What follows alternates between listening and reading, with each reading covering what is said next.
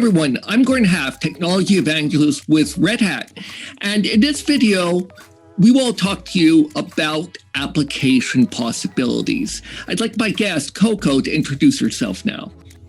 Hi, I'm Coco Jaenicke, and I am a Director of Product Marketing in the Application Services Business Unit at Red Hat. So, Coco, let's start by talking about the problems. What are the challenges that people are facing today when it comes to application development?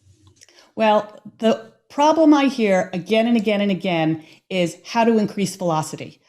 Competition is just stronger and stronger every day, and all I hear about are teams needing to get their applications delivered faster and faster, and not just get them to market, but then be able to churn on them rapidly and keep up with changes in the industry, changes in the market, changes in technology. It is all about velocity. Let's talk about developer productivity specifically. What is getting in the way of developers being as productive as they could be? I think the most frustrating thing for developers is not being able to develop. If they don't have the tools that they need, or they're working with tools they don't particularly like, it can be really frustrating and get in the way of productivity. Also, if they have to wait for their environment to be set up, again, that's just wasted time. And once they get used to an environment, having changes to that environment, having to get used to a whole new set of tools, again, that slows them down and it's frustrating. Now, traditionally, when we talked about applications, the assumption was this was software that you installed on your computer. And obviously, with the rise of hosted and managed app services, we are in new times here. What do cloud services mean to you? Yes, cloud services are pretty much a game changer. For me, the most important thing about cloud services is that there is a real separation between what developers use and who has to manage that service.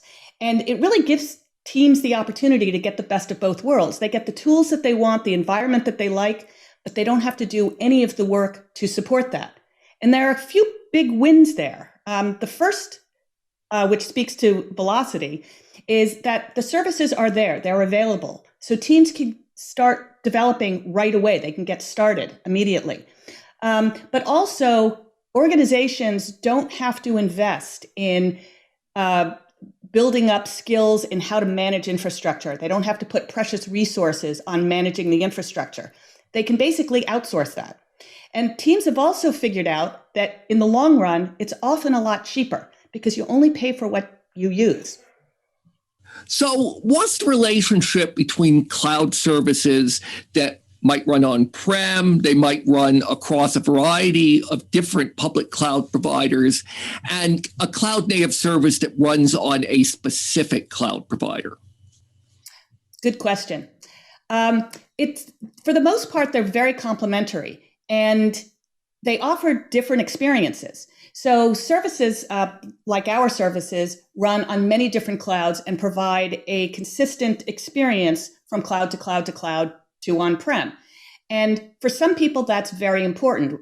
In contrast, services offered by the large cloud vendors are very much focused on that one cloud.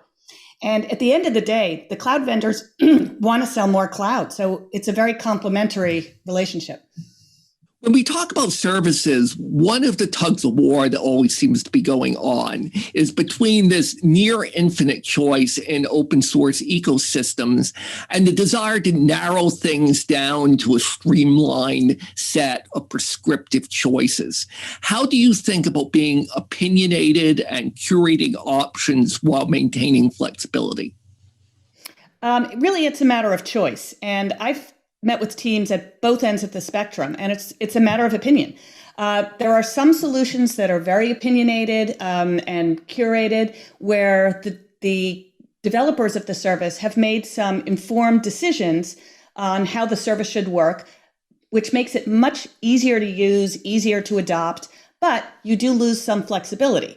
And some teams prefer the simplicity. Some people prefer the flexibility because they have edge cases that they want to address. What's very important with the curation and opinions is who is making those decisions. And I think as teams are wading through the choices, it's very important to consider who's making those choices and doing that curation, and whether they're really setting things up the way that in a way that they really trust. So we've been talking at a high level. Can you give some specific examples to maybe make this a little more real for people? Absolutely. Most people are looking to move to a container platform, and pretty much the technology of choice is Kubernetes. But I think it's a universal opinion that Kubernetes is very difficult to use. It's very powerful. It has thousands of dials, as we like to say. It's like walking into the cockpit of an airplane, which is great if you want a lot of flexibility, but a lot of people just want to deliver applications. So we offer several Kubernetes services where we've made very opinionated decisions on those thousands of dials. So instead of it being like flying an airplane, it's like driving an automatic car. It just simplifies it. Likewise with our API service. If you want the flexibility to choose the underlying database, maybe a managed service is not quite for you. We choose the database that makes the most sense since we're hosting it and we are managing it. We make that opinionated decision on which is best. Similar to Kafka. Anyone that's used Kafka for data streaming realizes you need more than just Kafka to build your application. There are many other technologies that need to support Kafka. In our service, we've made those decisions. We've figured out what's the best way to do metrics and monitoring and the user interface and what kind of a command line interface you need. If you want to make those decisions, and have the flexibility for that, you can do it yourself. Or our service, we provide a curated experience, and we do that for you. Now, developers are clearly one target audience for cloud services. Could you net out a developer benefit and share with viewers other audiences in an organization that this approach might interest too? Good question. IT ops is a persona that is also very interested in the pros and cons and the different ways of using cloud services. For them, there are two major categories of benefits. I think a lot of IT ops people wake up in the morning worried about how they're going to get applications running on different clouds and support different clouds. And cloud services can solve that problem for them. They don't have to worry about that. I think another challenge for IT ops is often building out the ecosystem for an individual service. I mentioned that Kubernetes has a lot of technologies that support the Kubernetes engine at the core. Same with Kafka. There's an ecosystem that makes it possible to do streaming data-driven applications. If that is already put together, already tested, already running, already available, it simplifies the lives of IT ops considerably, and they can focus on other things. And I think another persona that is very interested in cloud services is anybody who's leading the business unit, the line of business, the person who is focused on delivering business outcomes and getting apps to market so that they can offer more to their customers. They're going to see cloud services as a way to up the velocity, get there faster, and spend resources on building business applications, not on supporting infrastructure.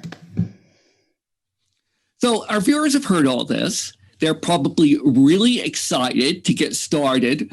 So where do they go? How do they streamline and modernize their practices like now? Well, I'm glad you asked. Because cloud services are delivered as services, they're already there. They're already ready to use. So it's very easy to sign up and start using. Basically, the minute you sign up, you can start using the service and start building. You mentioned modernizing and streamlining applications. I know that's a major focus for a lot of teams today. My recommendation would be to start looking at foundational services that really help move antiquated systems forward into the 22nd century. Things like API management and streaming data are foundational, help you move into faster applications because you can get away from batch data. You can start looking at event-driven architecture, and this will help teams modernize applications in the fastest way possible. Well, thank you, Coco. It was my pleasure.